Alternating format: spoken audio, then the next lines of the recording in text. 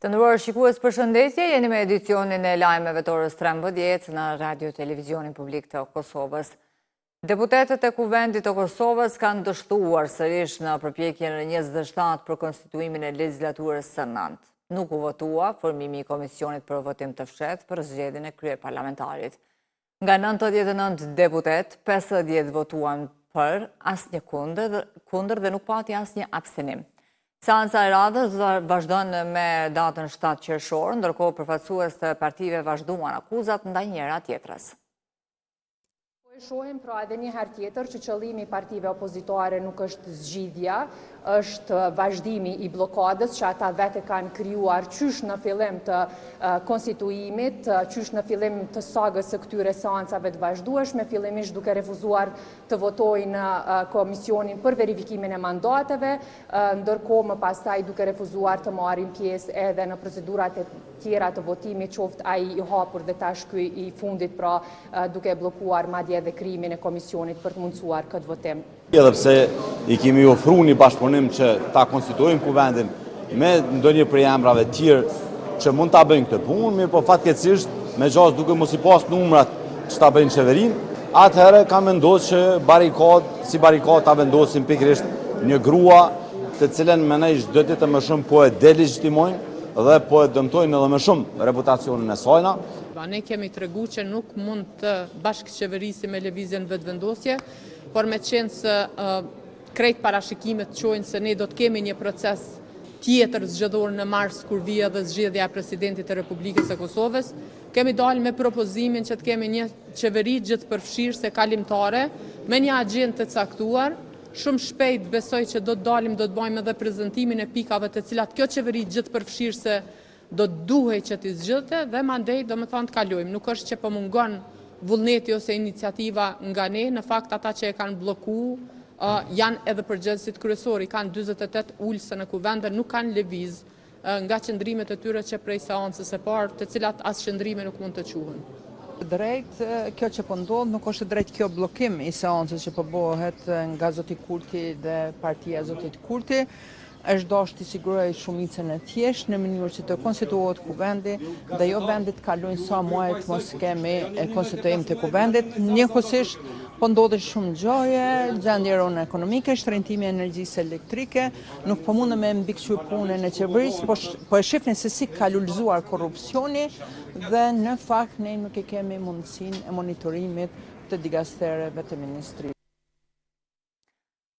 Një aksion simbolik është organizuar para kuvendit të Kosovës nga avokati Arjanit Koci. Ai mbylli derën e kuvendit me një fjongo, siç e quajnë ai, simbol të bllokimit moral.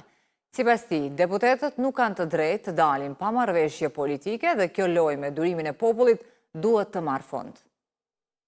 Këta potencialisht jo vetëm që po i shkelin obligimet që kanë ndaj neve qytetarëve, po potencialisht po kryejnë edhe vepër penale, mund të ketë elemente të korrupsionit pasiv nëse vërtetohet se ky bllokim është pjesë e pazareve politike.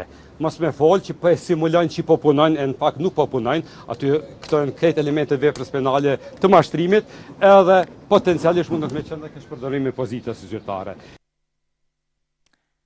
Qeveria në detyrë ka marrë vendim për rritjen e shtesave për nënat Lehona. Në mbledhjen e radhës, kryeministri në detyrë Albin Kurti tha se qeverisja e mirë ka në qendër mirëqenien e jetës së qytetarëve dhe zhvillimin e vendit. Ai përmendi rritjen e shtesave për nëna Lehona nga 170 në 325.9 euro.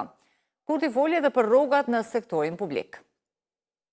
Qysh në fillim të mandatit qeverisës, siç kishim premtuar, filluam skemën e shtesave për gratë Lehona në nivel të pagës minimale, 6 muaj nga 170 euro për Lehonat e papunësuara dhe 3 muaj nga 170 euro për Lehonat e punësuara, mbi pagesën që veç se e marrin sipas ligjit punës.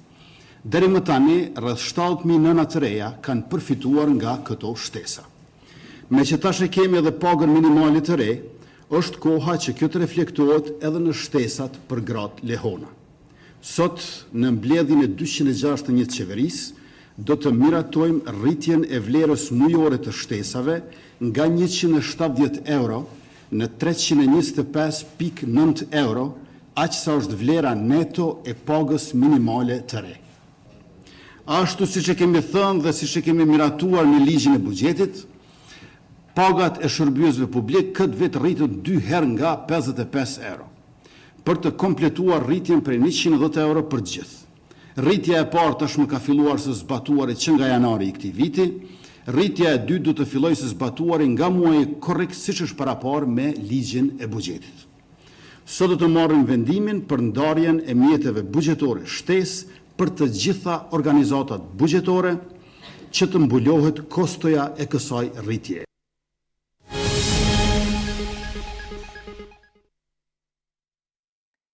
Me 5 vjet burg e 1.000 euro gjob është dënuar sot agenti i shërbimit sekret serb Aleksandar Vlajic, i cili pranoi fajsin për spionazh dhe armbajtje pa leje.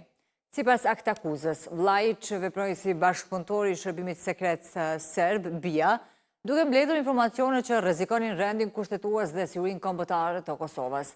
Ai ka incizuar fshehurazi lëvizjet e automjeteve të policisë së Kosovës dhe prezencës të ndërkombëtare në veri të vendit, si dhe mblodhje të dhëna për qytetarë serb të dyshuar si bashkëpunëtor të institucioneve të sigurisë në Kosovë, përfshirë zbulimin e identitetit të një zyrtari të Agjencisë së Kosovës për inteligjencë, të cilin e njihte nga periudha kur vetë kishte qenë pjesëtar i policisë së Kosovës. Ecim tutje me informacionet të tjera të ditës. Me rastin e festës së Kurban Bajramit, miftiu i Kosovës Naim Tërnava ka mbajtur një konferencë përmes së cilës uroi besimtarët musliman për këtë festë të shenjtë. Në mesazhin e tij, Tërnava uroi për paqe dhe mëshirë. Kurban Bajrami është për kujtim i sakrificës profetike të Ibrahimit a.s., i cili ishte i gatshëm që ta flijonte më të dashurin e tij për hir të Zotit të Madhërisëm, dhe i cili na mësoi se besimi i vërtet nuk njeh kufi dhe as frikë nga sprovat, por gjen kuptimin më të lartë pikërisht në dorëzimin e plot ndaj vullnetit hynor të Zotit Xhalleshanuhu. Në këtë ditë, zemrat e besimtarëve mbushen me mirënjohje dhe përkushtim, ndërsa duart e tyre shtrihen në ndihmë dhe bujari, ka se kjo festë është një akt që mishon në frymën e afërsisë me Zotin dhe përgjegjësisë ndaj shoqërisë. Me bindjen dhe nështrimin ndaj Zotit, flijimin, përkushtimin, solidaritetin, dashurinë dhe unitetin familjar dhe shoqëror për hir të dashurisë hyjnore, Zoti i Madhërisëm thotë: Andaj falu vetëm për Zotin tënd dhe therr kurban. Presidentja e vendit Vjosa Osmani priti sot në takim sopranon me famë botërore Ermonela Jaho, e cila me datën 8 qershor do të mbajë një koncert në Kosovë. Presidentja Osmani shpreu mirënjohje për kontributin jashtëzakonshëm të Jahos në promovimin e artit dhe kulturës shqiptare në skenat më prestigjioze ndërkombëtare. Ajo theksoi se prania e Jahos në Kosovë është nder dhe inspirim për të gjithë, veçanërisht për të rinj që ndjekin ëndrat në fushën e muzikës.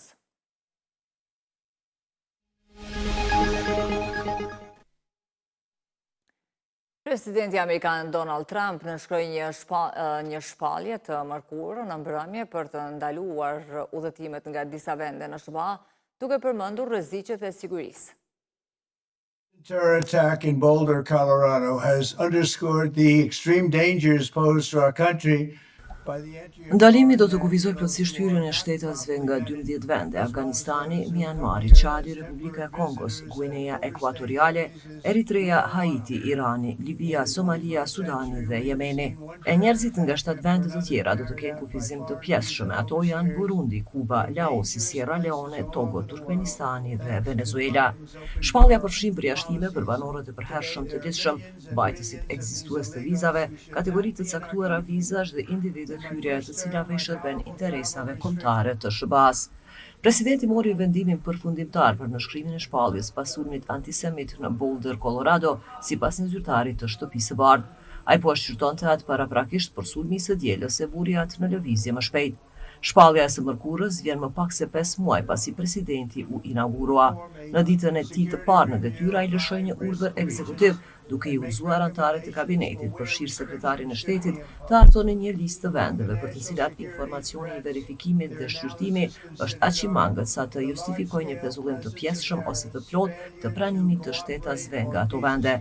Në mandatin e tij të parë, Trump u ndaloi udhëtarëve nga 7 vende me shumicë muslimane të vinë në SBA, një politikë që u përball me sfida gjyqësore përpara se presidenti Joe Biden ta shfrytëzonte atë kur mori detyrën në vitin 2021.